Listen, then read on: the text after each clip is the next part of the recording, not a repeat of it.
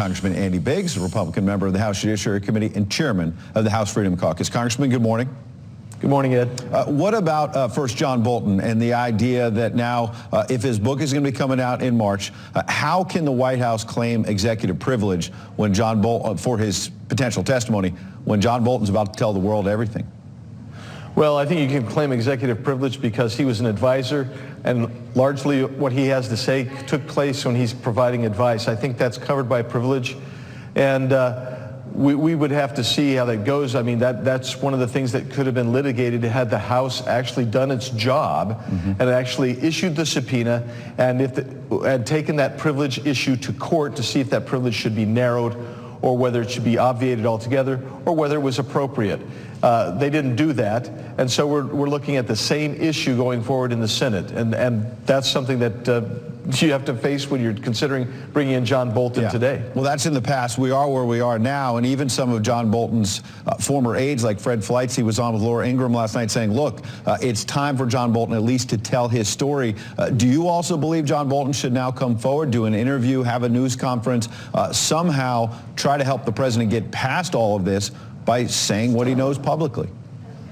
Well, I'm not sure what John Bolton is going to say or what he isn't going to say. I would say if we're looking at the rumors that are there, then they don't help the Democrats at all of what John Bolton was going to say. The question that you're asking me is should he come forward and tell all? Well, I don't know what he's going to say, and frankly, in many instances, it's irrelevant what he's going to say. The case has been presented. If the Democrats are so hot on this, they could have done something on it. They want to do it now. They had 17 witnesses. Republicans had none. They want to make it 18-0 going forward because they think Bolton's going to help them.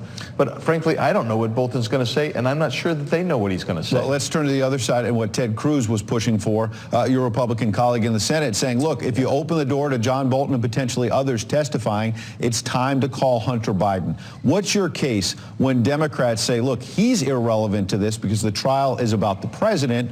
What's your answer to that? Well, they're the ones that actually made the Hunter Biden relevant because they went on based on the transcript and they said this opened it up and this was the quid pro quo because it was Hunter Biden. And they said President Trump had no business even talking about Hunter Biden to President Zelensky. Well, if that's the case, then we need to get in and find out what Hunter Biden did, why President Trump was so concerned, and thus he becomes relevant. So what do you anticipate in terms of the potential for at least four more moderate Republicans saying, okay, we want to hear from John Bolton? How strong will the push be to make sure that Hunter Biden is actually, that there's a one-for-one there? Well, you at least have to have one-for-one. I think it's going to be a real strong push, Ed. I mean, that's the essence of the question is I think there'll be a real strong push, but I think it should be more than one-for-one. I think we should actually be able to bring in the whistleblower. I think we should be able to bring in some other people who have some firsthand knowledge about what President Zelensky thought and the way this all boils down to the allegation that the Democrats have made. Yeah. And the reality is, I'm not sure that you're going to get there because I don't think anybody wants to go another 2 months of this. So very last question. The president's critics believe yesterday was a turning point and that now the case for the president is more complicated. Do you still believe he's going to be acquitted?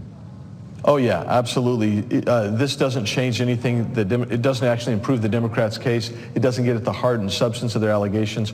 And I thought Mr. Dershowitz, Pam Bondi were both devastating yesterday to the Democrats' case. All right, Congressman Andy Biggs, we appreciate you coming in.